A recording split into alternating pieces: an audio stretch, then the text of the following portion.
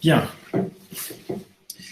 Alors, on enchaîne donc sur ce qu'on avait vu donc la dernière fois. Donc, on a déjà donc entamé donc cette série donc de séances donc sur les techniques chromatographiques. Donc, on en a vu déjà deux, une relative donc aux généralités donc à un certain nombre de définitions. Donc, et puis donc la dernière séance donc qui était à propos donc des différents types de chromatographie. Alors aujourd'hui, donc, on s'intéressera à ce qu'on appelle les chromatographies instrumentales. Donc, avant donc d'expliquer donc ce que c'est, donc je rappellerai donc très brièvement donc ce qu'on avait vu donc lors de la dernière séance, donc à propos des types de chromatographie. Alors donc les types de chromatographie, donc en fait, se distinguent entre elles par rapport donc en fait au principe donc qui régit la séparation chromatographique. Alors donc on en a distingué un certain nombre de types donc qui correspondent de chacune donc à un phénomène physico-chimique bien déterminé. Donc on a vu donc on peut parler donc de chromatographie d'absorption, de chromatographie de partage, de chromatographie échangeuse d'ions, de chromatographie d'exclusion et de chromatographie d'affinité. Donc 5 types de chromatographie. Donc, chromatographie d'absorption, donc ce qui va faire que les molécules, donc un mélange de molécules peut se séparer lors d'une opération chromatographique, c'est en fait le fait que ces molécules vont s'absorber différentiellement, c'est-à-dire d'une manière différente les unes des autres, donc sur une phase stationnaire solide. Alors, dans une chromatographie de partage, donc en fait, c'est le phénomène de solubilité donc, qui va faire que ces molécules vont se séparer, c'est-à-dire ils auront une solubilité différente dans la phase stationnaire et dans la phase mobile. Alors, une chromatographie échangeuse d'ions, donc comme son nom l'indique, donc dans ce type de chromatographie, on ne peut séparer que des espèces moléculaires ionisées, c'est-à-dire qui ont une charge ou des charges nettes. Et par conséquent, en fait, les deux phases donc, présentent des interactions ioniques avec ces substances, c'est-à-dire donc en fait donc la phase stationnaire, elle aussi donc doit être obligatoirement en chargée pour qu'ils puissent donc interagir avec des ions et la phase mobile aussi.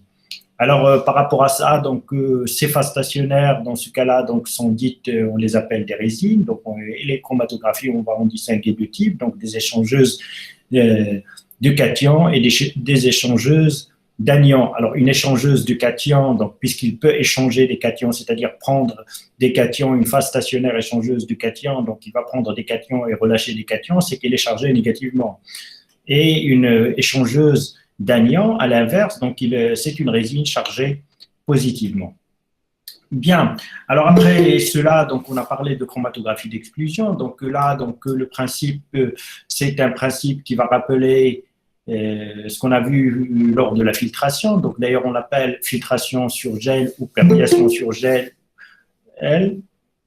ou tamis moléculaire tout simplement. Donc ici, donc en fait, ça va séparer donc des espèces moléculaires en fonction de leur taille. Juste une petite considération, donc on fait une remarque, mais une remarque de taille, c'est-à-dire très importante, donc c'est que en fait ce sont les molécules ou les macromolécules les plus grosses, les plus volumineuses qui vont sortir les premiers, donc qui vont être les plus rapidement éluées dans ce système chromatographique. Les petites molécules donc vont être retardées, donc ça on l'a expliqué la dernière fois, donc c'est quelque chose qui est en relation avec la structure du gel. Donc, c'est que les molécules, les petites molécules, vont pénétrer donc, à l'intérieur donc, des polymères qui constituent le gel et par conséquent, ils vont être retardés par rapport aux grosses molécules qui vont donc en fait glisser entre les macromolécules composant le gel. Et par rapport à ça aussi, donc on a défini deux paramètres là aussi, donc qui sont très importants, donc qui sont essentiels donc à connaître. Donc en fait, ce qu'on appelle donc les limites d'exclusion, une limite d'exclusion inférieure et une limite d'exclusion supérieure. Ce sont en fait donc des poids moléculaires en dessous desquels ou au-delà desquels, donc en fait aucune séparation donc n'est possible par un gel. Donc chaque gel donc sera caractérisé donc par des limites d'exclusion, une limite d'exclusion inférieure et une limite d'exclusion supérieure. Alors, on a fini donc par parler donc de chromatographie d'affinité, où le principe mis en jeu pour séparer des molécules. Donc, c'est un principe donc stéréochimique, c'est-à-dire donc en fait donc c'est une correspondance de forme entre des molécules et des molécules fixées à la phase stationnaire. C'est-à-dire donc ça, donc c'est des choses donc qui doivent vous rappeler donc la relation ou l'interaction enzyme-substrat ou l'interaction anticorps-antigène. Alors l'interaction dans ces deux cas-là donc se fait en fonction de la forme, c'est-à-dire donc de ce qu'on appelle donc le principe de la clé et de la serrure. Donc c'est une clé entre dans une serrure, c'est que sa forme lui permet d'entrer dans une serrure et ça va pas lui permettre d'entrer dans toutes les serrures. Alors, dans cette chromatographie d'affinité, c'est ce principe-là qui est mis en avant, c'est-à-dire des molécules vont se fixer à d'autres molécules qui composent la phase stationnaire, spécifiquement, stéréospécifiquement, c'est-à-dire c'est leur forme qui va leur permettre de se fixer sur ces molécules et par conséquent, ça va permettre de les séparer des autres molécules qui ne se fixent pas sur ces phases stationnaires. Donc voilà très très rapidement, donc vous pouvez revenir donc à la vidéo de la séance passée pour plus d'informations. Alors si je rappelle tout ça, c'est juste pour que vous ne le confondiez pas avec ce dont on va parler aujourd'hui. Aujourd'hui, on va parler donc de ce qu'on appelle les chromatographies instrumentales. C'est pas des types de chromatographie, donc beaucoup de monde confond ça avec des types de chromatographie, mais ce n'est pas un type chromatographique, donc à proprement dit. Donc, c'est une chromatographie instrumentale, c'est-à-dire c'est un instrument dans lequel donc, on peut avoir n'importe quel type de chromatographie donc, dont on vient de parler. Alors, ces chromatographies instrumentales, donc par exemple, c'est la chromatographie sur colonne, donc vous en avez peut-être vu un petit exemple très simple dans vos travaux pratiques. C'est-à-dire, dans cette chromatographie sur colonne, on peut avoir une chromatographie d'exclusion, une chromatographie de partage, une chromatographie d'absorption ou une chromatographie d'affinité. Donc, on peut avoir n'importe quel type de chromatographie. Alors, autre type de chromatographie instrumentale, donc ce qu'on appelle donc une chromatographie en phase gazeuse ou en CPG, la même chose. La CPG, ce n'est pas un type de chromatographie, donc c'est un instrument de chromatographie dans lequel on peut avoir n'importe quel type de chromatographie dont on vient de parler, donc d'absorption, de partage ou autre.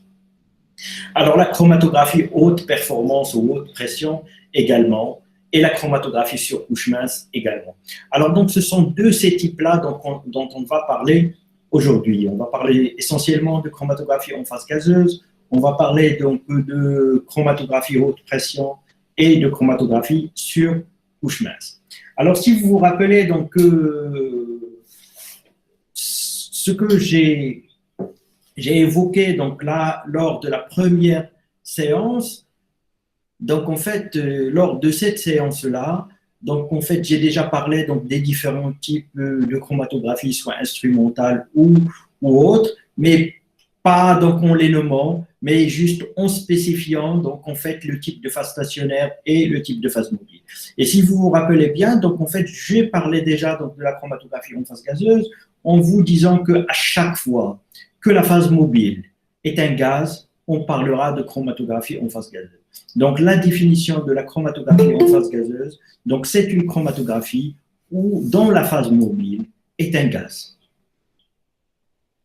Alors, je répète, donc dans cette chromatographie, donc selon le type de partage, selon le type de séparation qu'on a, selon le principe mis en jeu, dans l'ordre de la séparation, on peut avoir une chromatographie d'absorption ou une chromatographie de partage qui resteront toutes les deux où on fait des chromatographies en phase gazeuse.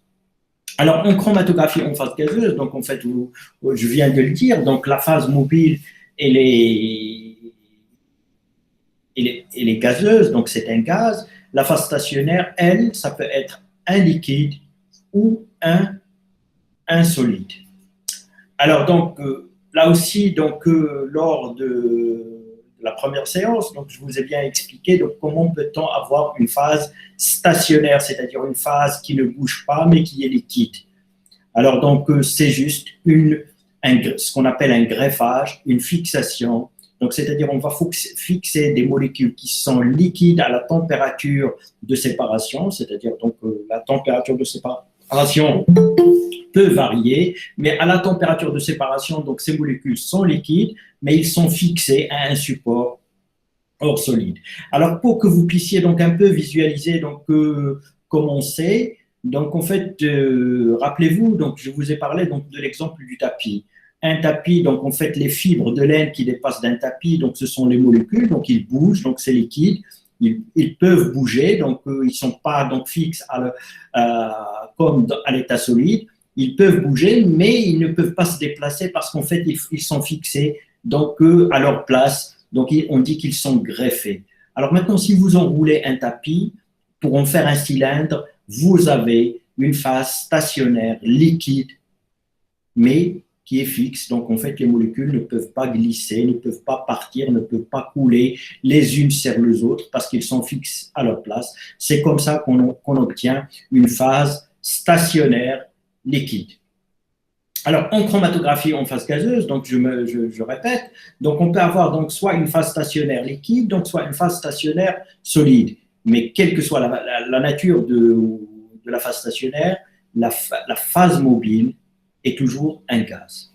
Alors maintenant, quels sont les types de gaz, donc quels sont les types de phases mobiles, quels sont les types de phases stationnaires.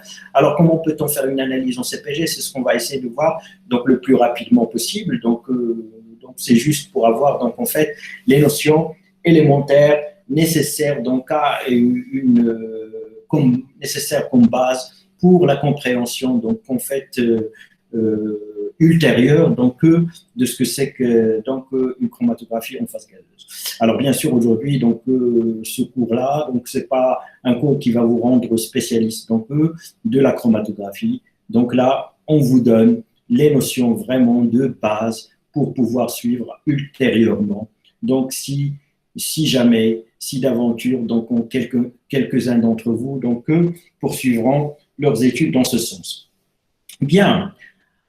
Alors, je reviens donc à cette chromatographie en phase gazeuse. Donc, la phase mobile est un gaz. Donc, rappelez-vous, donc, les principes de séparation, c'est on veut faire une séparation, c'est que les molécules vont avoir une interaction avec la phase stationnaire et avec la phase mobile. Donc, c'est le principe de base de toute technique de séparation chromatographique. Donc, les molécules doivent avoir une certaine interaction aussi bien avec la phase stationnaire qu'avec la phase mobile. Ici, la phase mobile, c'est un gaz. Donc, quels sont les types de molécules qui peuvent avoir une interaction avec un gaz? Donc, obligatoirement, ça doit être des molécules qui peuvent donc en fait être entraînées, se mélanger à un gaz, et par conséquent, ce sont des molécules qui elles-mêmes sont à l'état de vapeur. Donc, ça ne peut pas être donc des molécules liquides. Donc, ça ne peut pas être des molécules à l'état solide. Donc, obligatoirement, donc, les molécules, donc, on peut séparer en chromatographie en phase gazeuse, obligatoirement, ils sont volatiles, ou bien on peut les rendre volatiles en augmentant la température. Donc, voilà, donc, en chromatographie en phase gazeuse, c'est une chromatographie qui se passe le plus souvent à des températures élevées. Alors, à des températures élevées pour pouvoir, en fait, volatiliser donc, les composés que vous voulez séparer. Alors, donc, il y a bien sûr des molécules je dirais pas qu'ils sont pas volatiles, donc toute la matière, donc quelle qu'elle soit, donc peut se présenter sous différentes formes, sous forme gazeuse ou liquide ou solide, mais seulement donc il y a des molécules qui ne peuvent être volatiles qu'à des températures très très très élevées, et par conséquent, donc en fait leur analyse en chromatographie en phase gazeuse elle est impossible. Donc ce genre de molécules en fait on ne peut pas les analyser et en chromatographie en phase gazeuse. Alors bien évidemment, on ne peut analyser que des molécules qu'on peut rendre volatiles. à des températures raisonnables, c'est-à-dire à des températures qui ne vont pas pouvoir dégrader ces molécules. Et bien sûr, donc, ce n'est pas uniquement ces molécules-là qui devraient ne pas être altérées, détériorées donc, lors de la séparation, mais en fait, toutes les autres, y compris donc, les molécules qui composent la phase stationnaire. Donc, les molécules également dont je viens de parler, qui peuvent être liquides ou solides, donc aussi ne doivent pas être dégradées lors de la séparation. Donc, sinon, donc, en fait, donc, on n'aura pas de séparation tout simplement. Donc, si vous vous mettez à des températures élevées qui ne sont pas supportées par votre phase stationnaire, donc évidemment, donc, vous n'aurez pas d'interaction avec cette phase stationnaire et vous n'aurez même peut-être pas plus de phase stationnaire. Bien, alors, qu'est-ce qu'on peut retenir donc jusqu'à présent? Donc, on peut retenir que la chromatographie en phase gazeuse, donc c'est une séparation, c'est une technique de séparation chromatographique dont la phase mobile est obligatoirement un gaz.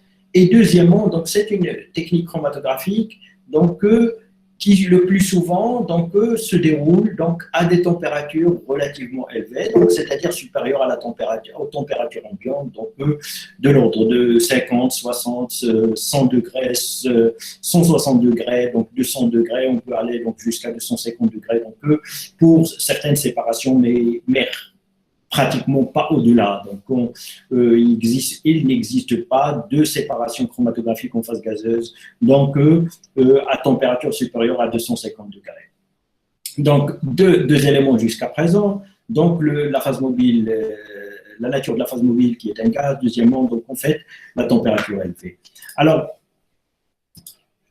ici, donc, dans cette figure, dans cette diapo, donc, vous avez donc un schéma donc simplifié donc, de ce que peut être donc, un chromatographe plutôt, donc, c'est-à-dire donc, l'appareillage ou l'appareil donc, dans lequel donc, va se faire donc, cette séparation en chromatographique en phase gazeuse. Donc, en fait, la phase mobile est un gaz, donc il faut absolument donc, avoir ce gaz-là, donc c'est-à-dire une bouteille où il y a le gaz, et puis donc ce gaz-là, on va l'acheminer, donc on va l'introduire dans une colonne, et c'est dans cette colonne-là donc, où il y a donc en fait la phase stationnaire. Et bien sûr, donc en fait, lors du passage donc, de cette phase mobile, donc c'est-à-dire de ce gaz-là sur la colonne, donc vous allez introduire donc votre échantillon, donc qui contient un mélange de molécules que vous voulez séparer, et en fonction de l'interaction avec le gaz, c'est-à-dire avec la phase mobile et la phase stationnaire, donc les molécules vont se séparer petit à petit pour à la fin donc récupérer des molécules séparées.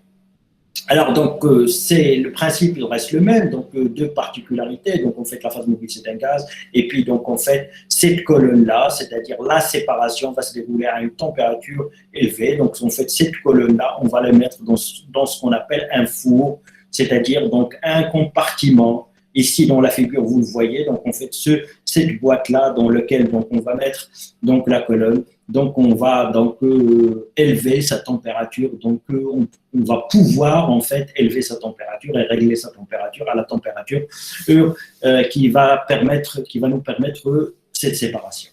Donc, en fait, vous avez la colonne. Donc, et cette colonne, donc en fait, les colonnes ils vont être de deux types. Alors, donc, j'essaie de voir donc, une figure où j'ai des colonnes. Donc, voilà.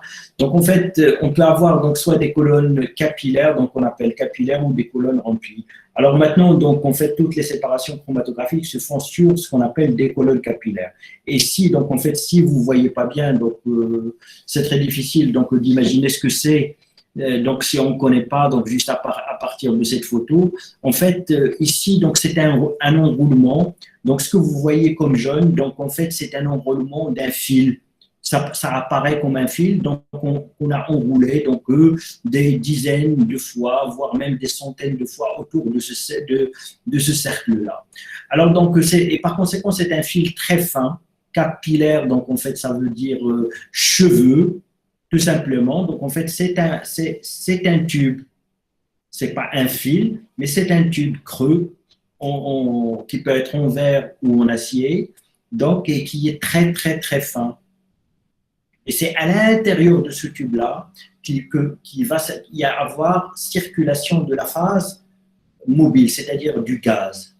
Et la phase stationnaire, elle est greffée sur la surface de ce tube-là, sur la surface interne de ce tube-là. Alors en fait, les diamètres de ces tubes, c'est moins d'1 millimètre, c'est 0,5 millimètre, c'est 0,25 millimètre. Alors maintenant, donc, je ne sais pas donc, si vous arrivez donc, un peu à visualiser ce que c'est. Donc en fait, c'est un tube très fin, avec des longueurs relativement importantes, donc de l'ordre d'une vingtaine de mètres, peut-être, et ça peut aller jusqu'à une centaine de mètres. Donc en fait, la colonne chromatographique, c'est quelque chose de très lent.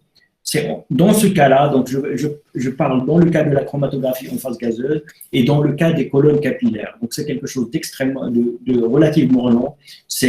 Et ça peut avoir une longueur de quelques dizaines de mètres, c'est-à-dire 20, 30, 50, 60 et jusqu'à 100 mètres de longueur. Alors, donc en fait, ce tube très fin de la taille d'un cheveu, donc en fait, il est tapissé à l'intérieur par la phase stationnaire. Et à l'intérieur, il circule un gaz qui constitue la phase mobile. Alors, pour visualiser en fait ça, donc en fait, enroulez votre tapis et imaginez, faites-en de votre tapis un cylindre, imaginez un cylindre comme ça qui a une centaine de mètres ou une cinquantaine de mètres. Et sauf que le diamètre de ce cylindre, donc ce n'est pas le diamètre du cylindre que vous pouvez faire avec votre tapis, mais le diamètre de moins d'1 millimètre. Donc c'est quelque chose de capillaire, donc c'est quelque chose de très fin. Et vous aurez une colonne chromatographique capillaire. Alors ça, ce sont les colonnes capillaires, et je dis donc en fait, donc maintenant, donc il n'y en a que cela. Donc avant, donc que la technologie ne soit pas suffisamment avancée pour faire des tubes de cette finesse-là, donc aussi fin que ça. Donc on faisait en fait des tubes en acier, donc dont l'épaisseur est de quelques millimètres, c'est-à-dire 2, 3, 4 millimètres. Et ce sont ce qu'on appelle en fait des colonnes remplies. Dans ce cas-là, dans le cas des colonnes remplies, en fait la phase stationnaire elle n'est pas greffée sur les parois, mais on la remplit comme vous avez rempli donc une colonne normale en verre avec une phase stationnaire, c'est-à-dire c'est de la poudre donc qui va constituer la phase stationnaire qu'on va mettre à l'intérieur de ce tube-là. Tout simplement. Donc, deux types de colonnes en chromatographie en phase gazeuse, des colonnes capillaires, donc j'espère que maintenant vous visualisez un peu ce que c'est, et puis des colonnes remplies, donc en fait maintenant, donc, il n'y en a presque plus. Donc, mais donc en fait, ça a été utilisé pendant relativement longtemps. Bien, alors on revient à ce schéma-là, donc vous avez ici, donc ce qui est enroulé là, ce que vous voyez là, donc en fait c'est la colonne que je viens de vous montrer, et c'est ce que vous voyez aussi à l'intérieur de cette boîte, à l'intérieur de ce qu'on appelle le four, dans la machine chromatographique, dans le chromatographe. Bien, alors en fait cette colonne-là, elle est reliée à la bouteille de gaz, donc qui va constituer votre phase mobile. Et puis, donc, je disais, donc, à un certain niveau, donc, vous allez injecter le mélange de substances que vous voulez séparer, et puis donc le gaz va faire en sorte d'entraîner les substances qui vont se répartir au fur et à mesure entre la phase stationnaire et la phase mobile, et puis donc qui finiront par sortir, donc séparer de votre colonne chromatographique. Alors, ici, donc on va essayer de voir les trois parties ou les 4 parties, donc comme vous voulez. Donc on va voir donc ce qui est phase mobile. On l'appelle aussi dans ce cas-là le gaz vecteur. Donc puisque c'est un gaz, donc en fait le gaz vecteur dans le contexte d'une chromatographie en phase gazeuse, ça veut dire tout simplement phase mobile. Donc la phase mobile c'est un gaz et on l'appelle également gaz vecteur. Alors on va voir donc tout ce qui est un peu donc quelques notions sur le gaz vecteur, quelques notions sur cette partie-là, c'est-à-dire sur ce qu'on appelle l'injecteur, c'est-à-dire comment l'échantillon est introduit dans la colonne chromatographique, et bien sûr, donc en fait, à la fin, comme je l'ai expliqué donc, lors des dernières séances, une fois que les molécules sortent de votre colonne, il vous faut bien quelque chose qui vous signale, qui vous indique qu'il y a une substance qui est sortie, donc c'est ce qu'on appelle un détecteur. Donc, gaz vecteur, colonne, des injecteurs, détecteurs. Donc, c'est ce qui constitue donc, un appareillage chromatographique. Et en fait, donc, cela, donc, en fait, il est presque commun à tous les systèmes chromatographiques, c'est-à-dire une phase mobile, une phase stationnaire, une partie où on va déposer donc, en fait, l'échantillon à séparer, et puis quelque chose qui vous permettra de détecter les molécules à leur sortie de la colonne. Alors, premièrement, le gaz vecteur. Alors, donc, ce gaz vecteur, donc, il doit remplir certaines conditions. Alors, la plus importante, en fait, donc, c'est qu'il ne doit pas être très visqueux, donc, sinon, donc, ça soulève des questions, d'autres problèmes techniques de pression, quelque chose de visqueux pour le faire passer dans une colonne capillaire. Donc, imaginez que ça ne circulera pas facilement dans une colonne capillaire. Donc, en fait, à part donc, ce côté technique, je ne vais pas essayer de vous compliquer en fait beaucoup donc, la compréhension donc, de ces bases-là. Donc, je vais juste parler de la nature des gaz. Alors, il y a une condition essentielle, c'est qu'en fait, ce gaz-là doit être inerte. Alors, ça veut dire quoi? Ça veut dire tout simplement donc, qu'il doit ne pas réagir. Je ne dis pas interagir, mais il ne doit pas réagir, c'est-à-dire entrer en réaction chimique. Il ne doit pas provoquer de réaction chimique. Donc, un gaz, c'est également des molécules. Donc, ne doit pas réagir avec les molécules que vous voulez séparer. Alors, pour que vous puissiez comprendre cela, donc je vous pose la question, est-ce que c'est possible de mettre de l'oxygène comme gaz vecteur, comme phase mobile dans une phase stationnaire? Non, monsieur. Donc voilà, donc, tout le monde comprend qu'en fait que l'oxygène, donc c'est une molécule qui réagit avec d'autres molécules, et donc et ce type de réaction, donc c'est des choses dont on vous a déjà parlé donc depuis le primaire et qu'on appelle l'oxydation. Donc il est hors de question, par exemple, d'utiliser l'oxygène comme gaz vecteur. Donc cet exemple-là, donc si je l'ai choisi, donc c'est juste pour vous expliquer en fait que ce gaz doit être inerte, il ne doit pas présenter de réaction, pouvoir réagir avec les composés que vous voulez séparer. Et en plus de ça, il ne doit pas réagir également avec les molécules de la phase stationnaire. Alors, comme gaz inerte, donc, ce sont en fait ce qu'on appelle les gaz rares ou les gaz nobles. Donc, c'est la 8e colonne du tableau de Mendeleïev. Donc, on va retrouver l'hydrogène, l'hélium, l'argon. Donc, on peut utiliser également l'azote. Donc, l'azote, il n'est pas complètement dans la 8e colonne, mais c'est un gaz relativement stable. Donc, c'est une molécule relativement stable, donc très peu réactive. Donc, voilà, donc on fait les gaz qu'on utilise en chromatographie en phase gazeuse, et vous avez compris pourquoi. Donc, c'est des molécules très stables qui ne réagissent pas, même si vous élevez la température, donc ils ne vont pas réagir. Alors, donc, généralement, on utilise donc de l'hydrogène ou de l'azote. Donc, l'hydrogène, il est moins visqueux que l'azote. D'ailleurs, ici, donc, j'ouvre juste une parenthèse pour dire, donc, en fait, vous avez peut-être l'habitude, ou si vous y réfléchissez un peu, vous allez me dire, donc, en fait, que la viscosité augmente avec la température ou diminue avec la température. Donc, qu'est-ce que vous allez me répondre? La viscosité, est-ce qu'elle augmente avec la température ou elle diminue avec la température?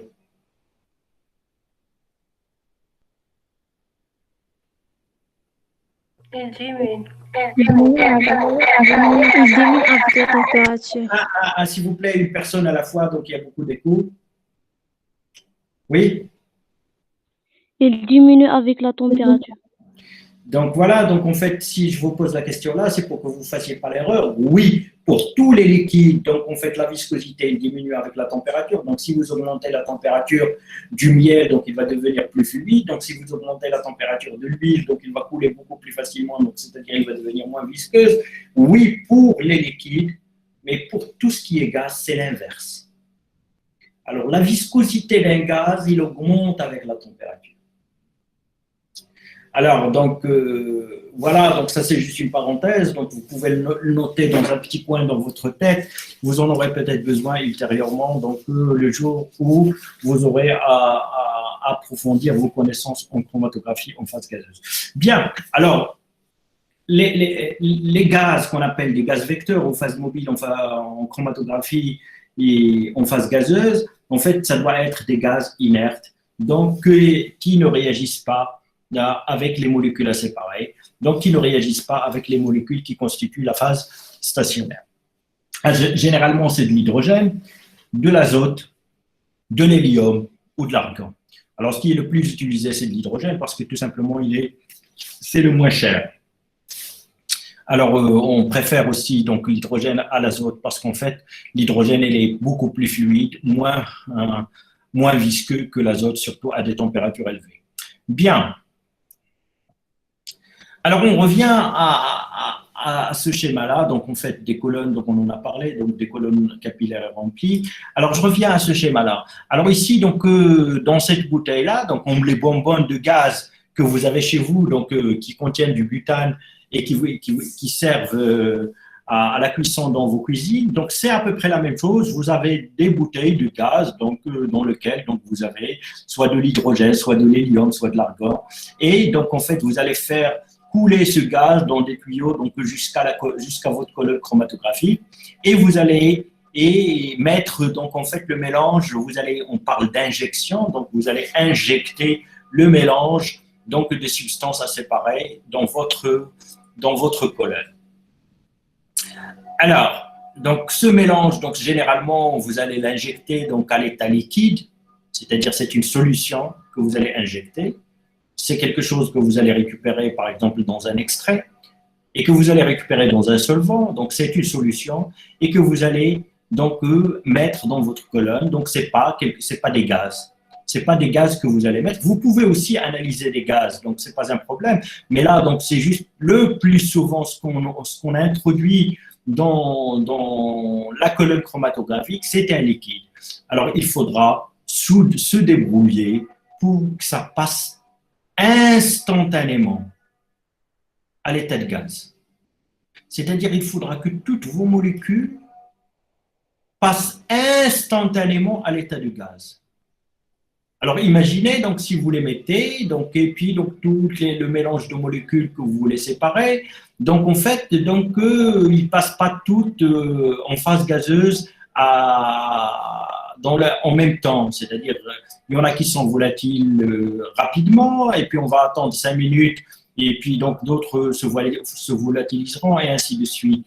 Alors donc en fait vous allez obtenir une séparation mais pas une séparation chromatographique. Donc en fait vous avez obtenu une séparation qui est due donc au temps de volatilisation. Donc en fait ça c'est une autre méthode de séparation qu'on n'a pas vue dans ce cours-là du tout. Donc c'est ce qu'on appelle la distillation en différentiel. Donc c'est une distillation dans laquelle donc qui nous permet donc de séparer des molécules. Donc ça on l'a pas vu du tout dans ce cours-là.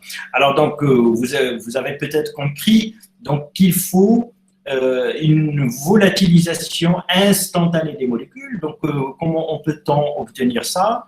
C'est en fait qu'il faudra introduire ces molécules-là qui sont en solution, dans un solvant, dans votre dispositif chromatographique, et immédiatement, vous allez les introduire dans un compartiment dont la température elle est extrêmement élevée. Quand je dis extrêmement élevée, donc c'est-à-dire qu'il dépasse de beaucoup la température de volatilisation de toutes les molécules que vous avez dans le mélange. C'est-à-dire, donc, en fait, si vous avez des molécules qui vont se volatiliser à 100 degrés et d'autres qui vont se volatiliser à 150 et d'autres qui vont se volatiliser à 180, en fait, il faudra injecter ce mélange de molécules à des températures supérieures à 180. Donc, il faudra tout ça que vous l'injectiez donc, dans un compartiment qui a une température de 200 degrés, par exemple. Alors, si vous l'injectez à 200 degrés, donc vous êtes sûr que tout ce que vous avez dans votre mélange se volatilisera instantanément et en même temps. Et c'est comme ça, donc, en fait, qu'il continuera, donc, en fait, sa course et sa séparation à l'intérieur de la colonne, donc jusqu'à la sortie, donc jusqu'à pouvoir donc récupérer des molécules pures séparées donc à la sortie de votre colonne.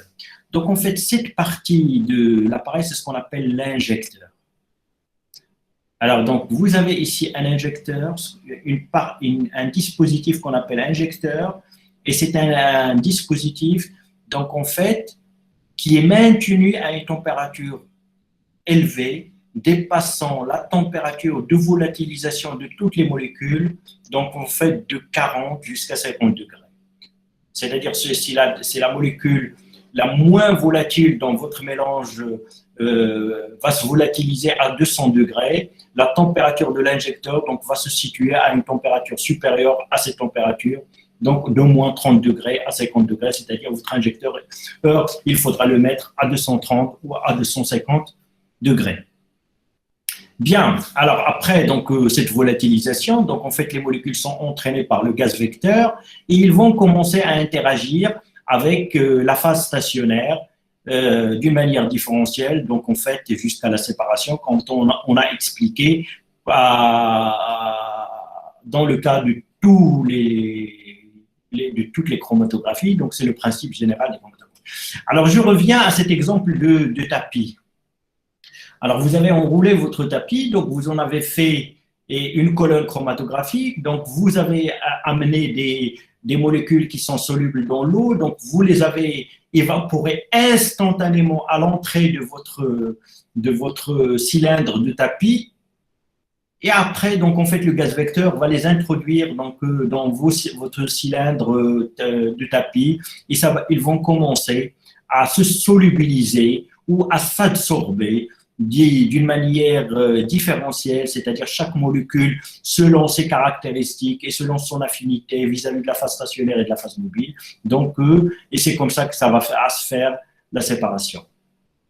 Alors, je ne sais pas, donc en fait, si vous arrivez à visualiser ça, donc si vous avez une difficulté, je peux encore recommencer ou réessayer donc à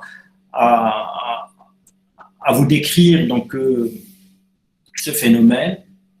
C'est bon, donc je continue ou pas?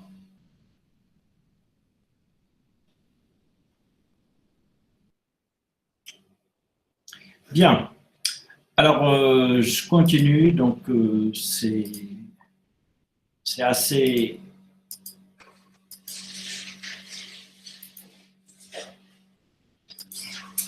C'est-à-dire, je veux dire, donc c'est pas du tout encourageant donc de ne pas avoir d'interaction, donc mais bon. Donc je vais essayer donc de continuer. Alors donc ici donc c'est juste un schéma d'injecteur. Ce que vous avez là donc c'est justement donc cette partie-là donc qu'on appelle injecteur. Donc, vous avez donc ici donc la colonne qui est introduite dans l'injecteur et puis donc vous avez donc à l'aide d'une seringue, donc vous allez introduire donc le mélange que vous allez séparer à l'intérieur donc de cet injecteur que j'ai dit donc tout à l'heure, donc qui va être maintenu à une température capable donc en fait de faire volatiliser donc toutes les molécules dans votre mélange instantanément.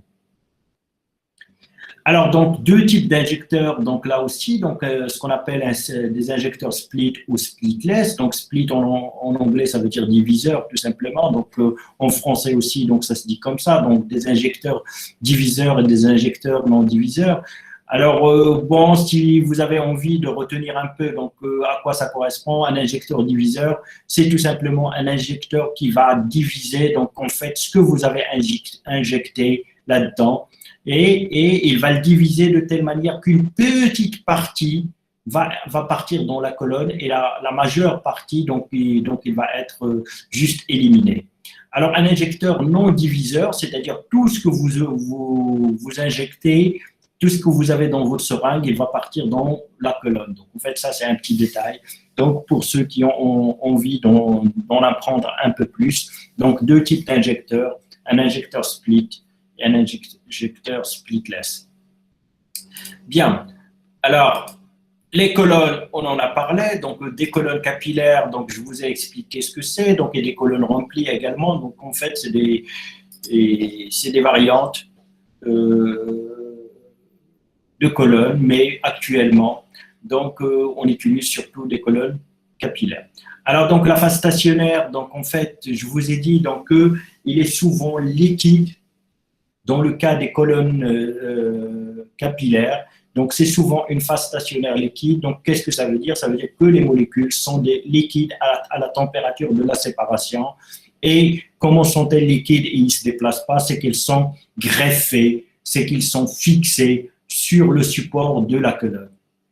Alors, là, donc, en fait, il y a différentes molécules donc, qui peuvent être greffées, donc, mais généralement, donc, en fait, on greffe des hydrocarbures, c'est-à-dire des chaînes hydrocarbonées sur le support et qui sont plus ou moins polaires, dans lesquelles on va introduire une certaine polarité ou pas du tout, c'est-à-dire donc des chaînes hydrocarbonées complètement apolaires ou des chaînes hydrocarbonées avec un certain degré de polarité. Donc c'est ce qui est donc schématisé donc ou expliqué dans ce tableau-là. Donc et on arrive rapidement au niveau du détecteur. Alors au niveau le détecteur, donc il a quelle fonction? Donc en fait c'est juste pour vous alerter, pour vous dire tiens il y a quelque chose qui sort de la colonne, parce qu'en fait donc si vous imaginez ça, vous injectez un mélange de molécules dans votre CPG, donc en fait vous faites marcher donc tout ça donc de telle manière que votre gaz, que votre phase mobile ou votre gaz vecteur puisse donc entraîner les molécules d'une manière différentielle en interagissant avec la phase stationnaire. Et après, donc, à la fin, donc, il y a quelque chose qui va sortir de votre colonne, mais comment vous le saurez, comment vous allez faire pour pouvoir donc, se rendre compte qu'il y a une molécule qui est sortie. Donc, en fait, vous n'en avez pas la capacité avec vos 5 sens, c'est-à-dire donc ça d'une manière générale, donc vous ne pouvez pas le deviner. Donc en fait, s'il s'agit de molécules qui ont une odeur, généralement donc vous pouvez les sentir. Donc et ça c'est d'une utilité. Donc en fait, c'est un genre de détection. C'est une détection d'ailleurs qui est pratiquée en CPG, mais pour la séparation de molécules odorantes, c'est-à-dire d'arômes ou de parfums. C'est-à-dire dans les analyses de parfum, donc en fait, on met le nez carrément. Vous mettez votre nez à la sortie d'une colonne pour se rendre compte ou pour décrire, donc en fait, quelle molécule, donc en fait, il est sortie ou pas. Donc ça se fait, je dis que ça se fait, mais généralement, donc en fait, donc toutes les espèces chimiques moléculaires que vous pouvez séparer. Donc c'est pas comme ça que ça se passe. Donc en fait, vous avez besoin d'appareils. Donc, qui fera donc office de détecteur. Alors, en fait, ici, donc, on peut distinguer deux sortes de détecteurs. Donc, on fait des détecteurs qu'on appelle universels et des détecteurs spécifiques. Alors, un détecteur universel, qu'est-ce que ça veut dire? Ça veut dire tout simplement donc, que c'est un détecteur qui est capable de détecter n'importe quelle molécule qui sort de votre colonne chromatographique. Alors, un détecteur spécifique, c'est un détecteur qui ne sera capable que de détecter certaines molécules, donc tout simplement. Alors, ça dépend du principe de détection. Alors, la même chose dans ces détecteurs, on peut également donc, les subdiviser en deux types autres, donc des détecteurs destructeurs et des détecteurs non destructeurs. C'est-à-dire un détecteur destructeur, c'est-à-dire une fois que la molécule sort, donc en fait, il est détruit d'une manière ou d'une autre, et c'est cette destruction qui va permettre en fait sa détection. Et un détecteur non destructeur, c'est un détecteur dans lequel passera la molécule, elle sera détectée, mais il restera intact. Donc, en fait, il y a différentes configurations. Donc, un détecteur destructeur, donc ça détectera la molécule, mais il sera détruit, donc vous n'avez plus la possibilité de la récupérer, donc vous allez savoir que, tiens, donc vous l'avez séparée, elle est sortie, et peut-être même vous aurez une idée sur sa concentration, mais vous ne pouvez pas plus la récupérer, donc vous ne pouvez plus rien faire, donc contrairement à un détecteur non destructeur, c'est-à-dire la molécule va sortir, elle va être détectée, mais vous pouvez encore donc la récupérer, donc si vous en avez envie de travailler dessus par la suite. Alors ici, donc, je vais expliquer donc, juste un seul type de détecteur, donc il y en a tellement, donc et je vais mettre l'accent donc, sur juste un seul type de détecteur universel destructeur, tout simplement parce que c'est le plus utilisé. C'est ce qu'on appelle le FID, donc un détecteur à ionisation de flamme. Ici, c'est en anglais FID, Flame Ionization Detector. Alors maintenant, donc, dans ce détecteur, en fait, qu'est-ce qui se passe? Alors, donc, je vais essayer donc, de vous schématiser ça. Alors, je vais passer sur...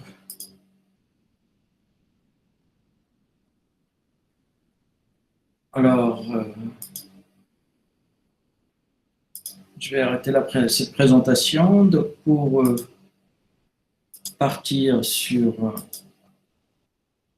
la caméra de mon téléphone. Voilà. Alors, ça arrive. Oui, monsieur. Et vous y êtes. Donc, voilà. Donc, je disais qu'on était en train de parler de détecteurs. Alors, un détecteur, donc, en fait, c'est un appareil. Donc, c'est n'importe quel appareil donc, qui vous permettra, donc, en fait, de se rendre compte de la sortie d'une substance chimique. C'est bon? Alors, en fait, tous les appareils, donc ce dont on a parlé, donc en spectroscopie, donc soit UV, soit visible, donc soit infrarouge, donc ça peut être également des détecteurs. Donc, c'est quelque chose qui vous signalera donc la sortie donc d'une molécule. C'est bon? Alors ici, donc on va parler donc du FID. Donc c'est un détecteur à ionisation de flamme.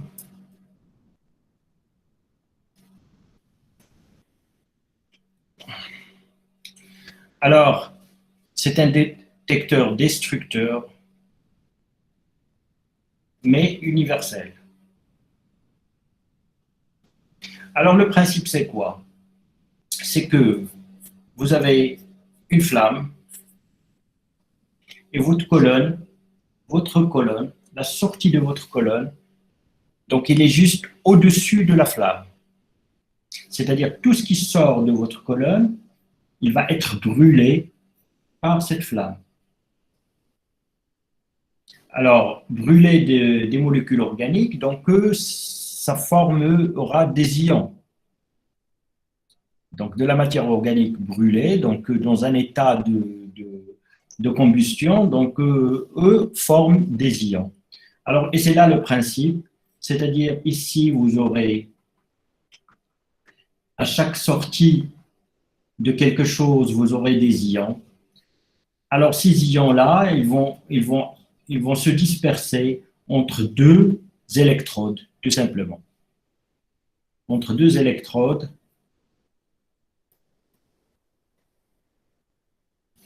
Alors, puisque vous avez ici donc un nuage d'ions, ceci, à chaque fois qu'il y a un nuage d'ions, c'est-à-dire à chaque fois qu'il y a une molécule organique qui est brûlée par la flamme, c'est-à-dire à chaque fois qu'il y a une molécule organique qui va sortir de votre colonne, donc il sera brûlé par la flamme, il y aura formation d'ions, et il y aura ce nuage d'ions qui va permettre le passage du courant électrique entre les deux électrodes, et vous aurez un signalement d'un courant électrique donc, qui passe entre les deux électrodes. Donc ça, c'est le signal qu'il y a quelque chose qui est sorti. Alors, votre molécule a été brûlée, a été détruite, mais vous l'avez détectée. Alors, ce genre de détecteur, c'est ce qu'on appelle le détecteur à ionisation de flamme. Ça permet de détecter n'importe quel type de molécule organique. Donc, quelle que soit la molécule organique, donc ça peut donner un signal électrique dans ces conditions-là. C'est pourquoi on l'appelle universel, mais destructeur. Est-ce que c'est bon? Est-ce que c'est clair? Donc, Oui. Donc ça, c'est le détecteur le plus utilisé dans les analyses chromatographiques en phase gazeuse. C'est bon? Bien. Oui. Alors, donc on a parlé donc des colonnes en chromatographie en phase gazeuse, on a parlé donc de l'injecteur, on a parlé du détecteur. Alors maintenant, donc on va parler d'autres choses. Donc en fait, ce signal électrique là, on va le relier donc à un amplificateur, peu importe. Donc on va le relier en fait à un enregistreur.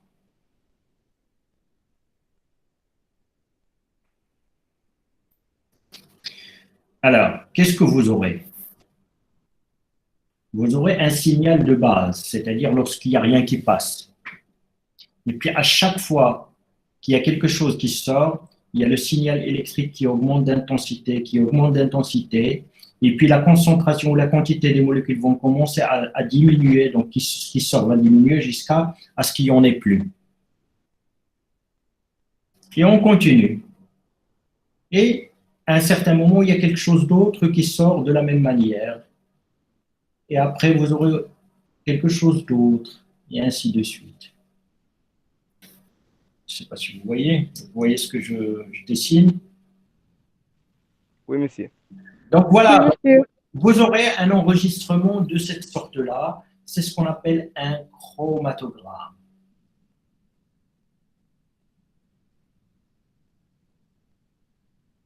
Alors ici, vous avez des pics, ce qu'on appelle des pics chromatographiques.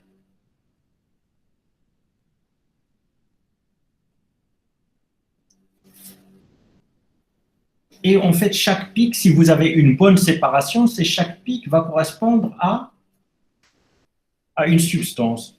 Et dans cet axe-là, bien sûr, c'est le temps. C'est en fonction du temps, vous aurez donc quelque chose qui sort, et puis après, donc autre chose, et ainsi de suite. Donc ça, c'est ce qu'on appelle un chromatogramme, donc des pics chromatographiques. Donc en fait, et pour quantifier la substance, en fait, la surface de votre pic, il est proportionnel à la concentration.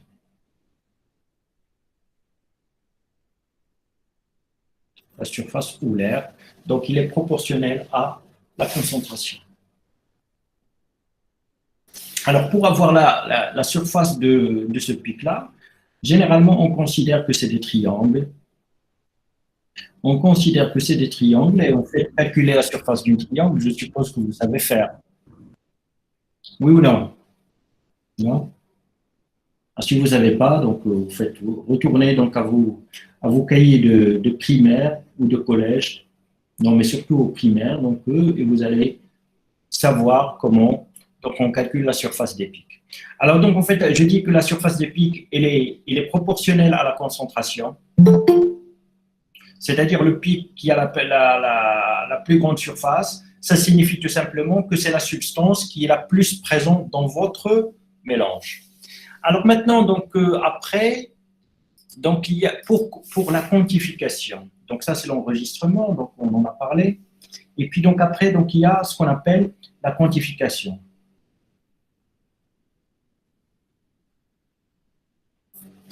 Alors pour la quantification,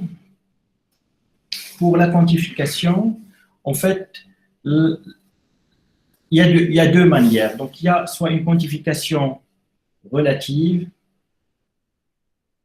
soit une quantification absolue.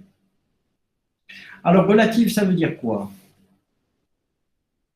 Alors, relative, ça veut dire quoi? Ça veut dire qu'en fait, vous allez réunir les surfaces de tous vos pics, surface 1, plus surface 2, plus la surface 3, plus la surface 4, plus la surface 5. Ça vous donnera la surface totale. Et puis, vous allez calculer le pourcentage de la surface 1. Et vous allez dire que la surface 1, c'est 40%, ça c'est 10%, ça c'est 10%, et ça c'est 5%. Alors 25, ici 65, et ici ça vous fera 35%. D'accord, pour que vous ayez 100%. Alors ça, c'est ce qu'on appelle une quantification relative. C'est-à-dire, en fin de compte, vous allez dire que le pic 1, c'est-à-dire une certaine substance qui est la première sortie, il représente 40% de votre mélange. La substance 2, c'est 10%, 3, c'est 35%, et ainsi de suite. Donc, vous avez quantifié des substances les unes par rapport aux autres. C'est pourquoi on l'appelle relative. Alors ici, donc, cette quantification, cette manière de faire ne vous permet pas de dire combien de ces 40%, c'est combien en fait. Est-ce que c'est 1 gramme? Est-ce que c'est 1 tonne? Est-ce que c'est 1 kilo? Est-ce que c'est 1 microgramme? On n'en sait rien. Mais ce que vous savez que votre mélange, il est constitué à 40% de ça, de 10% de ça, et ainsi de suite. Donc, ça a son utilité. Donc, ça vous permet, donc, en fait, d'avoir une composition relative. Donc, certains constituants ont par rapport aux autres.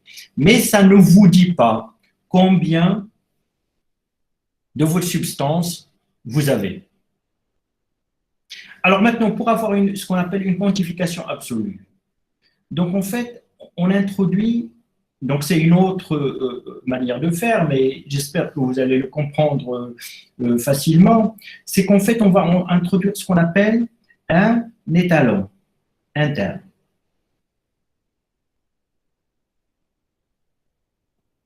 C'est-à-dire une substance. Alors rappelez-vous donc qu'est-ce que vous avez injecté dans votre appareil? Qu'est-ce que vous avez mis dans votre appareil? Vous avez mis un mélange de substances que vous voulez séparer et que vous voulez quantifier. Alors, vous les avez séparées, ici. Vous avez différents pics, c'est-à-dire, et chaque pic correspond à une substance. Et vous pouvez déjà les quantifier les unes par rapport aux autres, c'est-à-dire avoir une quantification relative, dire combien donc la substance 1 représente par rapport à la substance 2 et ainsi de suite. Alors maintenant, donc, je reviens à cette étape de l'injection au tout début. Alors vous avez votre solution dans votre tube, ici. Et à partir de ça, vous allez prendre un échantillon que vous allez injecter dans votre appareil pour avoir ceci. Alors maintenant, pour avoir une quantification absolue, il aurait fallu, c'est-à-dire il fallait qu'avant votre injection, que vous ajoutiez donc un étalon interne ici, c'est-à-dire une substance connue. Vous allez ajouter ce qu'on appelle un étalon interne, c'est-à-dire une substance connue dans votre mélange. Votre mélange, il est inconnu, mais vous allez prendre une substance que vous connaissez, de la même nature que ce que vous séparez, c'est-à-dire si vous séparez des sucres, donc il faut que ce soit un sucre. Si vous séparez des lipides, il faudra que ce soit un lipide, etc. Donc il faudra que ce soit de la même famille biochimique que ce que vous séparez. Alors, et supposons ici que vous séparez, par exemple, des acides gras. Alors, et là, donc, je suppose que vous connaissez ce que c'est des acides gras. Et je ne vais pas vous demander ce que c'est parce que, pour m'épargner la surprise, que vous ne connaissez pas ce que c'est. Bien, alors supposons que ce que vous séparez, c'est des acides gras. Alors maintenant, donc, il faudra rajouter un acide gras comme étalon interne, c'est-à-dire une molécule de la même famille biochimique que ce que vous séparez. Sauf que cette molécule ne doit pas être présente dans votre mélange. Il ne doit pas être présent dans votre mélange. Alors maintenant, supposons que ce que vous avez obtenu ici, c'est les chromatogrammes de la séparation de ces acides gras. avant que vous, dans la première fois, donc sans ajout d'étalon interne. Alors maintenant, quand vous allez ajouter un autre acide gras, mais qui n'est pas présent dans votre mélange, vous allez avoir un autre pic. Donc ça, c'est votre étalon interne. Ça, vous le savez, c'est vous qui l'avez ajouté. D'accord? Et puisque c'est vous qui l'avez ajouté, vous connaissez aussi la concentration avec laquelle il est présent dans votre mélange, parce que c'est vous qui l'avez ajouté. Vous avez ajouté 1 microgramme, par exemple.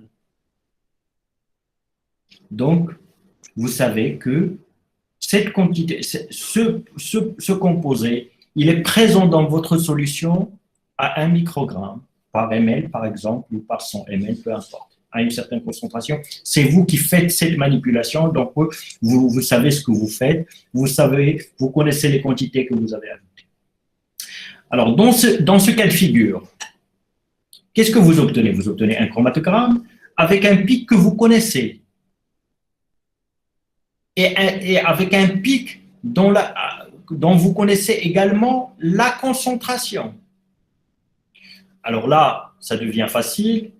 Alors, cet étalon interne, il aura une surface de l'étalon interne. D'accord?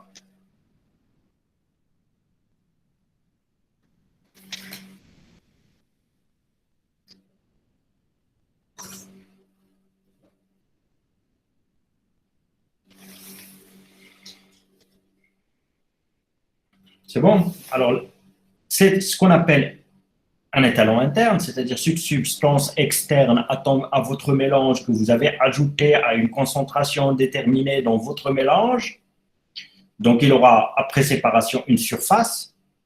Son pic, donc, aura une surface. Et vous n'avez qu'à associer cette surface à la concentration que vous avez utilisée, c'est-à-dire donc 1 microgramme par 100 ml, par exemple.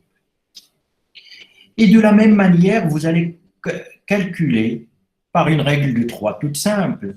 Vous dites que c'est cette surface-là, si cette surface-là correspond à 1 microgramme par ml, la surface de la substance 1, il va correspondre à combien?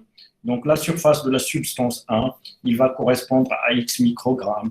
La surface de la substance 2, donc il va correspondre à Y microgrammes par ml, etc. Et vous calculez. Et vous aurez dans ce cas-là une quantification absolue.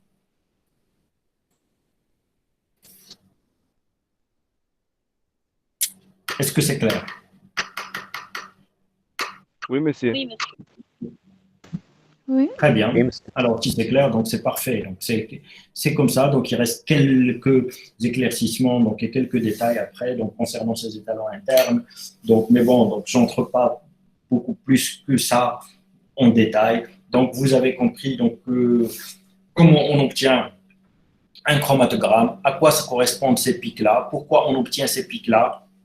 C'est le signal électrique en fait qui correspond à la sortie d'une substance qui va augmenter, diminuer jusqu'à ce qu'il y en ait plus de substance qui sort. Et après, une deuxième substance donc, va suivre, une troisième, une quatrième, etc. Et c'est comme ça que vous auriez séparé en fait le mélange de substances que vous avez dans votre mélange initial. Bien. Alors après, donc, vous pouvez donc calculer donc, le pourcentage relatif donc, de chaque substance, donc en vous référant aux surfaces tout simplement. Et puis, donc, ou bien vous pouvez calculer donc, en fait, les quantités ou les concentrations de vos substances, mais dans ce cas-là, il vous faut ce qu'on appelle un étalon interne. Un étalon interne, c'est une substance externe à votre mélange, c'est-à-dire qui n'est pas présente dans votre mélange, mais qui est la même, qui ressemble à ce que vous voulez séparer de la même famille biochimique que ce que vous voulez séparer. Et ça vous permet, en fait, de quantifier. Alors maintenant, à quel moment faut-il ajouter donc, cet étalon interne? Donc, en fait, est-ce qu'il faut l'ajouter avant extraction? C'est-à-dire, si vous voulez extraire quelque chose d'un tissu ou d'un échantillon quelconque, Et puis, donc, cet étalon interne, vous allez l'ajouter au moment de l'extraction. Donc, il va être présent lors de l'extraction, lors de la purification, lors des séparations préliminaires jusqu'à la préparation de ce que vous voulez analyser dans chromatographie. Ou est-ce qu'il faut l'ajouter à l'étape finale? Donc, en fait, chacune a un sens, mais il faut comprendre ce que vous faites. Donc, ça, peut-être, j'y reviendrai. Donc, si vous me le rappelez, donc, je vais y revenir ultérieurement. D'ailleurs, donc, je vous le dis, donc, le cours, il est presque terminé. Donc, il reste peut-être 2 séances. Donc, on essaiera de les avoir la semaine prochaine. La semaine d'après, donc, c'est des semaines de vacances. Et après, donc, en fait, tout le mois de février, donc, et peut-être même à partir de la semaine de vacances, je vais organiser, donc, en fait, des séances de révision. Donc, je vais vous poster, donc, un programme de révision, donc, qui va comprendre, donc, en fait, tous les chapitres qu'on a vus. Alors, donc, ça, je le fais pour ceux qui en ont envie, pour ceux qui veulent, qui ont une volonté d'étudier. Ils sont très, très peu, donc c'est très, très peu malheureusement. Donc la majorité d'entre vous, donc en présentiel, donc je m'aperçois qu'ils n'ont rien vu, qu'ils n'ont rien foutu pendant deux mois. Alors cela, j'y peux rien pour vous. Pour cela, j'y peux rien pour vous, sincèrement. Donc je pense que j'ai fait donc tout ce que je peux. Donc qu'est-ce que je peux faire de plus? Rien, rien. Donc, je pense que je peux rien faire de plus pour que vous puissiez donc suivre, comprendre et avoir en fait, en fin de compte, de bonnes notes dans ce module. Bien, mais toujours est-il donc je reste toujours à la disposition de tout le monde pour plus d'explications, mais je m'aperçois donc en fait que la majorité d'entre vous, donc il me semble en tout cas que la majorité d'entre vous ne sont même pas intéressés. Bon, alors ça c'est autre chose. Bien, alors on a fini donc avec cette technique chromatographique en phase gazeuse. Donc, cette chromatographie en phase gazeuse. Donc, en fait, toute cette partie-là, donc à partir de l'enregistrement, donc en fait, et de la quantification, donc en fait, c'est quelque chose qui est commun à toutes les techniques chromatographiques. Quelles soient les techniques chromatographiques, maintenant, ça se passe comme ça. Alors, en fait, j'ai oublié quand même quelque chose, donc je n'ai pas fini. Alors, parce qu'il reste une autre étape. En fait, vous avez ici des pics, mais vous ne savez pas à quoi ils correspondent. Quelle est cette substance, etc. Donc, en fait, il reste ce qu'on appelle l'identification. Comment peut-on savoir de quelle substance il s'agit? On sait que là, donc en fait, ce genre de détecteur, il vous donne tout simplement, donc en fait, qu'il y a une substance qui est sortie, elle est là, une deuxième qui est sortie, elle est là, etc. Mais c'est quoi? On ne sait pas. Alors maintenant, comment faire pour savoir? Alors cette étape-là, c'est ce qu'on appelle l'identification, c'est-à-dire identifier à quoi ça correspond chaque pic chromatographique. Alors comment on fait? Alors maintenant, donc, soit ce qu'on sépare est connu, c'est-à-dire, je reviens à cet exemple-là, c'est-à-dire vous séparez des acides gras, vous savez que ce sont des acides gras, donc les acides gras sont connus, donc vous les séparez d'un échantillon, par exemple du sang, du lait, d'une plante, peu importe. Vous n'allez pas, donc ici, donc ce que vous séparez, il est déjà connu, donc c'est pas vous donc qui allez déterminer donc des substances nouvelles, mais vous voulez savoir à quelle concentration, à quelle quantité ils sont présents dans le sang, dans le lait, dans un tissu de plante. Alors, ce sont des substances qui sont connues, mais dans votre analyse, vous avez aucune idée sur ce que c'est que ce composé, ou celui-là, ou un autre. Alors maintenant, qu'est-ce qu'il faut faire? C'est la même chose qu'on a fait pour l'étalon interne. Sauf que c'est des étalons externes cette fois-ci. Ou on appelle également des standards. Alors ça veut dire quoi? Ça veut dire que vous allez amener des substances pures, des acides gras purs, acides gras, 1, acide gras 2, vous allez les acheter, donc ça se vend, et ainsi de suite. Et vous allez injecter ces acides gras d'une manière séparée, dans les mêmes conditions de la séparation que vous avez faite. Et vous allez injecter le premier, juste un seul. Vous savez que ce que vous injectez, c'est une seule molécule. Donc, et vous allez avoir un chromatogramme où vous aurez un pic, puisque vous avez injecté une molécule. Et puis, vous allez comparer le temps de rétention, ce qu'on appelle le temps de rétention, c'est-à-dire le temps qu'il a fallu pour que cette substance sorte de votre colonne. Je répète que les conditions de séparation doivent être les mêmes, que ce soit lorsque vous injectez des standards ou lorsque vous avez fait la séparation de votre mélange inconnu. Alors, vous allez récupérer et vous allez comparer ce qu'on appelle les temps de rétention, c'est-à-dire le temps qu'il faut pour que votre substance sorte de votre colonne. Vous allez comparer celui-là à ce que vous avez dans votre mélange et vous allez dire que la S3, ce que vous avez ici comme S3, la substance 3, c'est l'acide gras numéro 1. Et votre acide gras numéro 1, c'est par exemple l'acide myristique. C'est-à-dire que vous allez dire que le pic numéro 3 correspond à l'acide myristique. Et vous allez faire ça avec différents étalons. Et ça vous permettra d'identifier les différents pics. Ça, c'est ce qu'on appelle la méthode avec des standards, c'est-à-dire des substances pures que vous allez injecter dans les mêmes conditions et qui vont vous permettre de se caler par rapport à ce que vous avez dans votre mélange. C'est-à-dire de repérer à quoi ça correspond dans votre mélange. C'est la méthode des standards. Alors maintenant, supposons que vous avez de nouvelles substances, des substances inconnues. Alors maintenant, si c'est inconnu, vous ne savez pas déjà, vous n'avez aucune idée de ce que vous séparez. Ou dans un mélange donné, donc vous avez pu identifier donc, le pic 1, le pic 2, le pic 5, le pic 7, etc. Mais le pic 4 et le pic 3, vous n'avez pas pu les identifier, vous avez injecté tous les standards dont vous disposez et vous avez deux pics qui ne correspondent à rien dans tout ce que vous avez essayé. Alors maintenant, il faudra quand même déterminer ce que c'est. Alors maintenant, donc là, on part sur des méthodes chimiques de détermination des molécules. Donc, en fait, ça peut être des rayons X.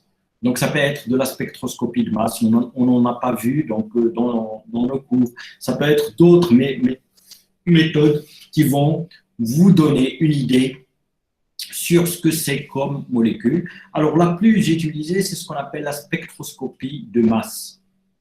Alors, donc, je ne sais pas donc, si vous avez donc, l'occasion d'avoir un peu une idée donc, de son principe, mais sachez que dans le cas de substances inconnues, alors tout ce qu'on vient de faire ici, donc en fait, ça ne vous permettra pas d'identifier cette substance. Cette substance, elle sera identifiée par d'autres méthodes physico-chimiques autres que ce qu'on a vu. Donc, c'est en l'occurrence la plus utilisée, c'est la spectroscopie de masse. C'est bon. Alors, en fait, il y a une étape de séparation, il y a une étape de quantification relative ou absolue, et puis il y a une étape d'identification, c'est-à-dire, en fait, dire à quoi ça correspond ces substances. Donc, quantification, donc, en fait, identification, c'est généralement par des étalons externes ou des standards. Donc, une quantification absolue, donc, c'est par des étalons internes. Une quantification relative, donc, c'est une comparaison, donc, en fait, des surfaces des différents pics. Donc, voilà, donc, pour résumer, donc, ce qu'on a vu pour l'instant. Alors, maintenant, donc, toutes ces étapes-là, je disais, donc, c'est des étapes communes à n'importe quelle technique chromatographique. Dans n'importe quelle technique chromatographique maintenant, donc vous aurez des pics chromatographiques, donc vous aurez des chromatogrammes, vous aurez des pics chromatographiques, donc vous pouvez utiliser des étalons internes ou des étalons externes pour l'identification, la quantification de ce que vous avez séparé. Alors ça me permettra d'aller plus vite, donc pour finir donc, cette séance, donc en parlant donc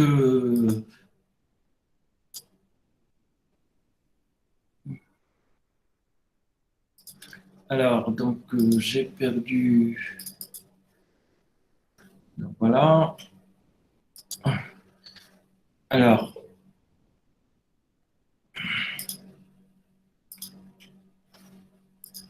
voilà, donc je reviens sur mes diaporamas.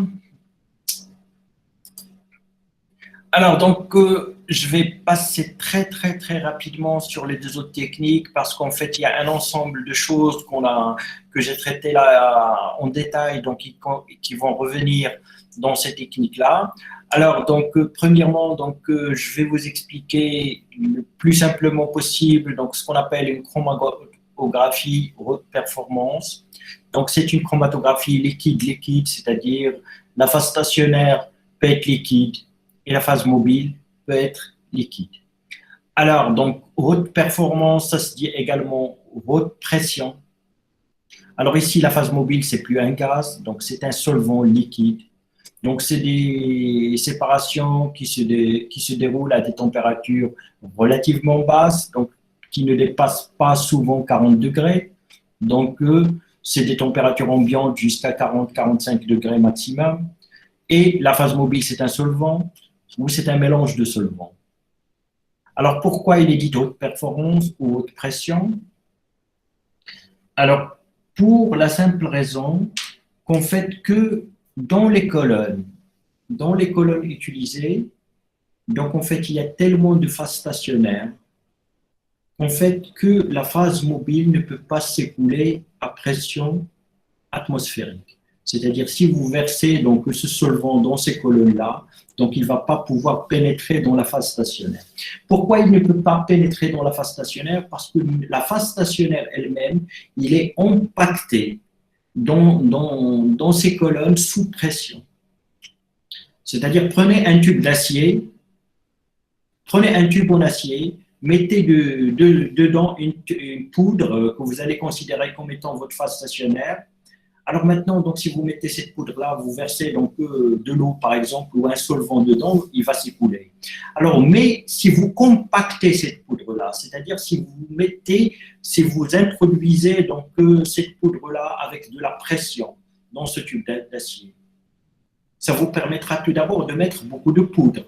C'est-à-dire à chaque fois que vous en mettez un peu, donc vous allez appuyer dessus avec de fortes pressions et ainsi de suite. Ça vous permettra de mettre énormément de phases stationnaires dans ce tube d'acier. Mais le résultat, c'est quoi? C'est qu'en fait, votre phase stationnaire, elle va devenir aussi massive, aussi compactée qu'un mur. Donc, ça va être du béton. Parce qu'en fait, c'est compacté sous très haute pression. Et par conséquent, si la phase stationnaire elle est comme ça, comment faire pour qu'une phase mobile s'écoule à travers? Donc vous voyez donc en fait que la phase mobile ne peut plus s'écouler et à travers à pression atmosphérique. Donc il faut également introduire la phase mobile dans ce système-là sous haute pression. Alors donc vous voyez donc en fait que dans ce cas de figure, donc ça permet de mettre beaucoup de phases stationnaires, mais si on met beaucoup de phases stationnaires, c'est que ça va nous permettre de faire des séparations très fines, c'est-à-dire même des molécules qui se ressemblent, même des isomères, donc on peut les séparer par ce genre de chromatographie. Parce qu'en fait, il y en a tellement de phases stationnaires qu'en fait, le chemin, l'interaction, il va avoir énormément d'interactions entre la phase stationnaire et la phase mobile, et les composés à séparer, et qu'à la fin, on arrive même à séparer des isomères de molécules, c'est-à-dire des molécules qui sont chimiquement presque les mêmes, identiques. Donc, c'est juste la disposition, donc en fait, des fonctions qui n'est pas la même dans la molécule, mais la formule brute de la molécule est la même. C'est ce qu'on appelle des isomères.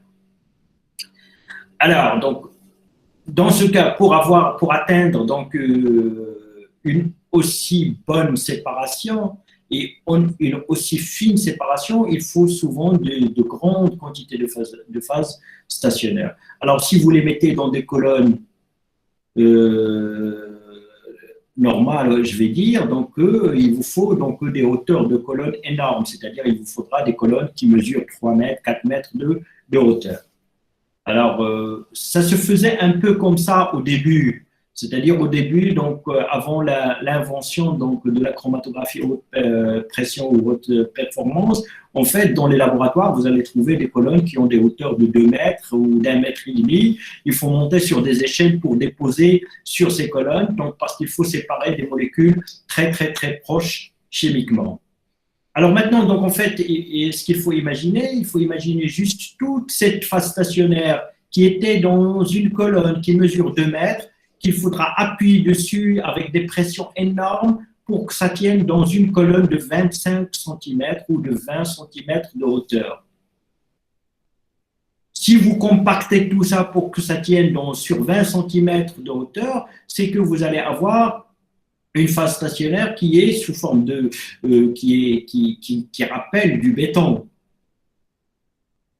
Donc très compact. Et si vous essayez de verser donc, de la phase mobile dessus, donc en fait la phase mobile ne pénétrera plus dans cette phase stationnaire. Donc si vous voulez que ça pénètre, donc il faudra également mettre de très très haute pression. Alors une colonne qui contienne beaucoup de phases stationnaires compactées et une phase mobile que vous introduisez avec de la pression, et vous avez ce qu'on appelle une chromatographie haute pression ou une chromatographie haute performance. C'est aussi simple que ça.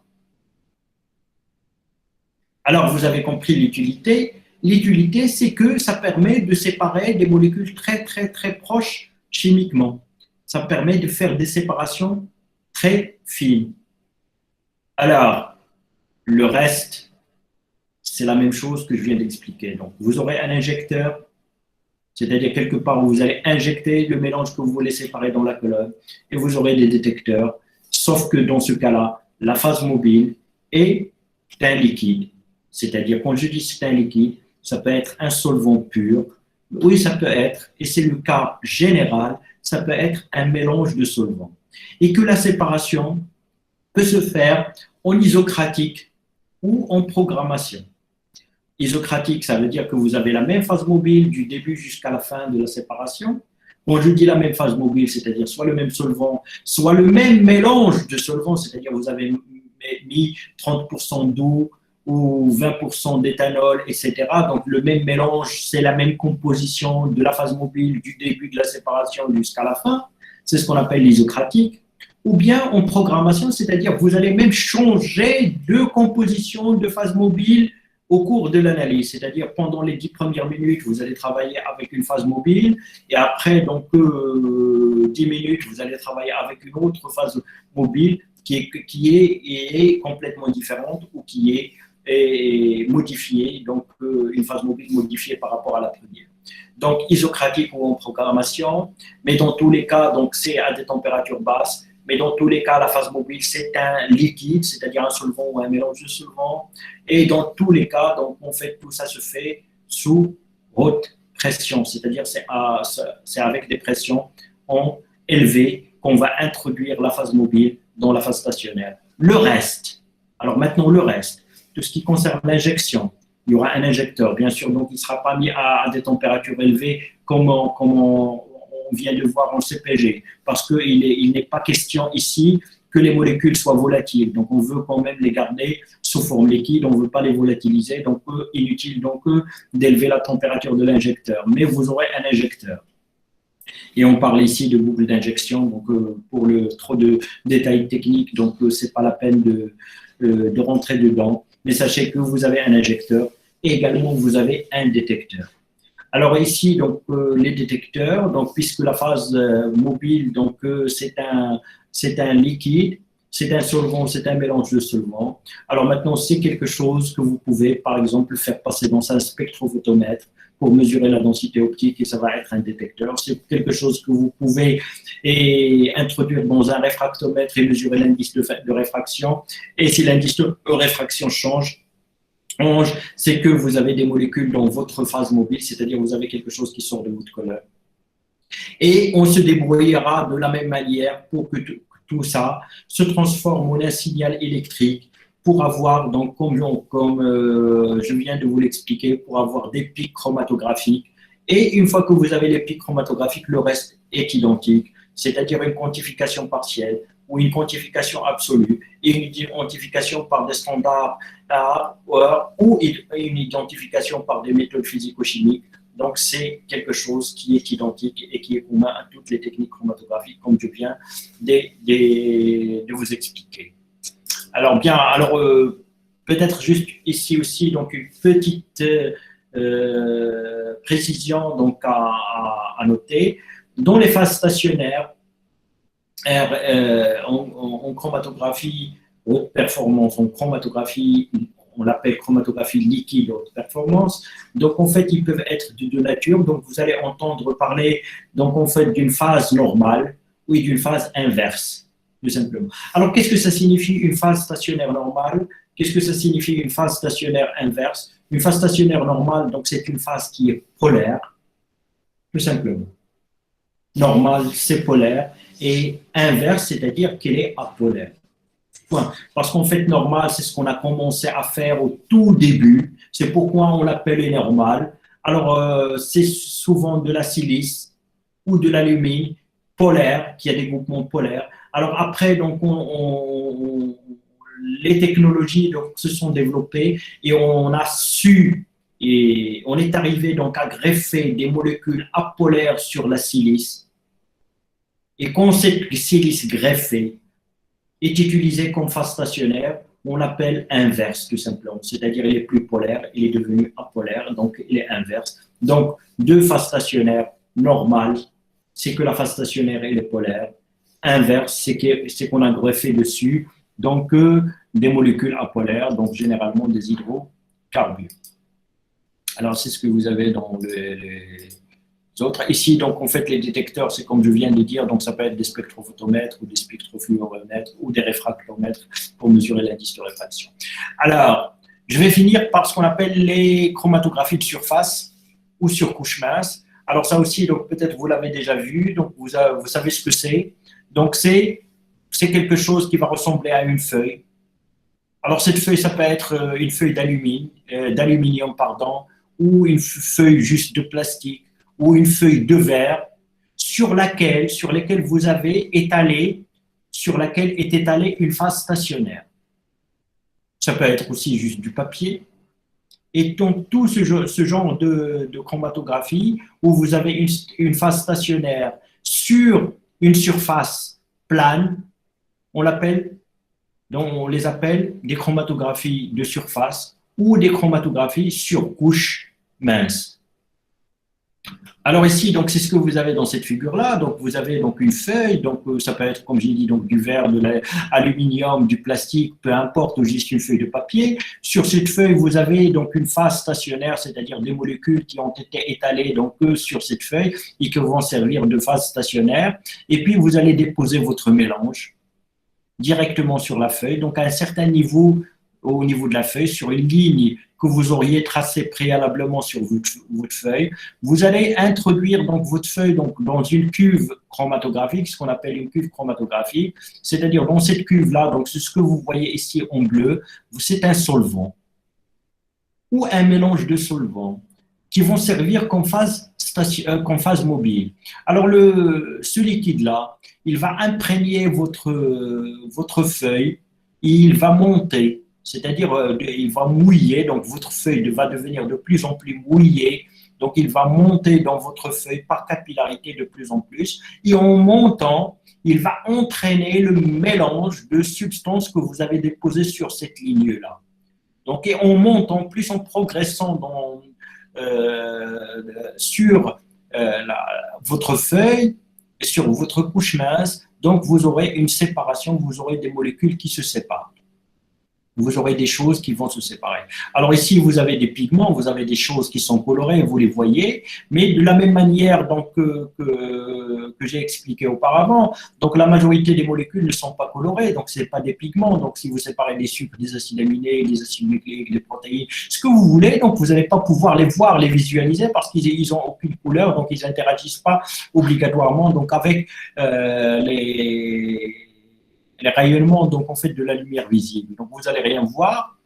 Et après, donc si vous n'avez rien voir, ça ne veut pas dire que vous n'avez rien séparé, ça veut pas dire que vous n'avez pas des molécules un peu partout sur votre plaque chromatographique, Mais juste que vous ne les voyez pas, donc il faudra se débrouiller pour que ça devienne visible. C'est ce qu'on appelle la révélation. L'étape de révélation, en fait, c'est rendre visibles donc, des molécules qui étaient incolores au début, donc les rendre visibles, donc c'est les colorer tout simplement. Alors les colorer comment? Donc soit pas en mettant dessus un réactif et que les substances que vous avez séparées vont réagir avec ces réactifs et le produit de la réaction va devenir quelque chose de coloré. Donc, soit en mettant donc,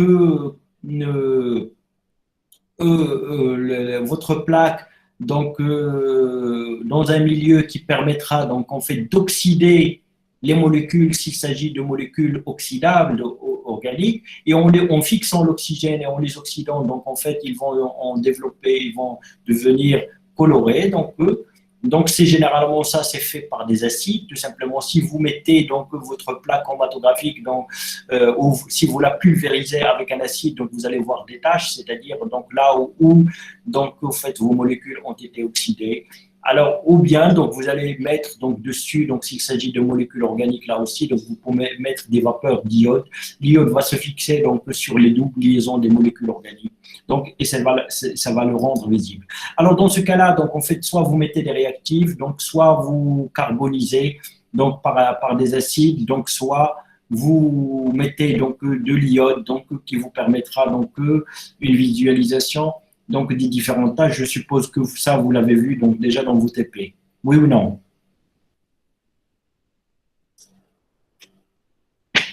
Oui, monsieur. Vous l'avez vu? Est-ce que vous l'avez vu dans votre TP, oui ou non? Non, monsieur. Alors, donc, en fait, au moins dans un TP de biochimie, donc, donc, vous aurez l'occasion de voir ça. Donc, en fait, vous mettez, donc, en fait, la séparation ne vous permet pas, donc, en fait, de voir les molécules que vous avez séparées.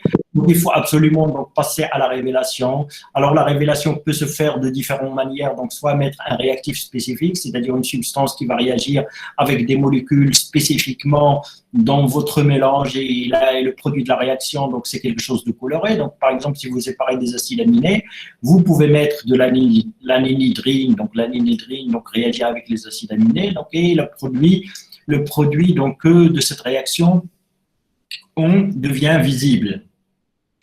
Alors maintenant, ou bien vous pouvez mettre donc en fait un révélateur universel, donc c'est-à-dire donc soit une carbonisation avec des acides, donc soit vous mettez donc des vapeurs d'iode dessus donc sur la plaque, donc vous introduisez la plaque dans une cuve, une autre cuve, mais où il n'y a pas votre vase mobile bien sûr, donc où il y aura en fait de l'iode sous forme de pastille, donc qui va dégager des vapeurs d'iode, et l'iode se fixera donc là où il y a de la matière organique, là où il y a des substances organiques, et vous pouvez les voir après. Donc ça c'est l'étape de révélation. Alors maintenant l'étape d'identification c'est la même chose donc que ce que j'ai expliqué tout à l'heure, c'est-à-dire il faudra disposer de molécules pures et que vous allez séparer dans les mêmes conditions et vous allez comparer ici pas le temps de rétention, mais vous allez comparer en fait ce qu'on appelle le RF de la substance, c'est-à-dire la distance parcourue par la substance par rapport à la distance parcourue par le solvant. Ici, c'est ce que vous avez là. Donc, en fait, cette substance, il a parcouru cette distance-là depuis la ligne jusqu'ici. C'est ce que vous avez ici comme distance. Et puis, donc, la distance qui est parcourue par le solvant, par votre phase mobile, donc, il a parcouru donc, depuis le dépôt, donc, depuis la ligne de dépôt donc, jusqu'à la ligne qu'on appelle le front de solvant, et vous avez donc cette distance-là. Alors, le rapport de ces distances-là, c'est ce qu'on appelle le RF. Le RF, donc vous comparez le RF des substances que vous avez séparées dans votre mélange avec des RF de substances standards, c'est-à-dire pures, pour pouvoir dire que c'est ça ou c'est pas ça. Alors maintenant, donc si vous n'y arrivez pas, donc si c'est des substances nouvelles, donc bien sûr, donc il faudra passer comme tout à l'heure, comme je l'ai expliqué tout à l'heure, à des méthodes physico-chimiques d'identification donc des substances. Bien. Alors, on a parlé de la révélation, de l'identification, et puis on a parlé du RF, donc c'est le rapport des deux distances. Et voilà, donc je m'arrête là. Et on finira les techniques chromatographiques la prochaine fois en vous parlant des grandeurs fondamentales. Bien, alors donc cette séance est finie.